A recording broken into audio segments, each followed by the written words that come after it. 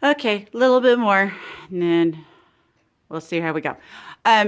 So this is my second body paragraph in which I'm looking at transportation, or I'm looking at treatment of slaves. And again, I'm trying to make sure that I'm using all of my documents, and I'm also pointing out the fact that there's a lot of collaboration between them about how people were treated or not treated, but also the fact that there's at least one of them that's all like, no, that's not the way we treated people. And again, I want to point out how I'm documenting or showing, like quoting people without like doing this huge long direct quote and then not really explaining. So cheap transportation of these unwanted Africans came at a high price to the slaves, packed into the holds of various slave ships. So notice right here, I'm making a note of that, of my illustration being the British slave strip. Okay.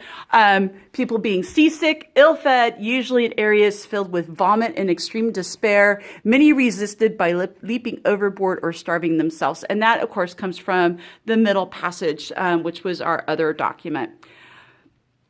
While Europeans wanted cheap labor, they still needed people. I scratched out needed because I wasn't sure what the heck I wanted right there.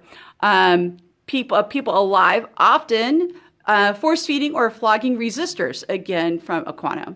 Interestingly, in one document, describes the slave treatment as the opposite as seen in Jacques Barbot's journal entry. Slaves were washed, able to walk on deck, and generally have more room to move about than other slaves on other ships. Whether or not this is different treatment due to Barbot's nationality, a difference in treatment depending on the trader's ethnicity, is a matter for more research.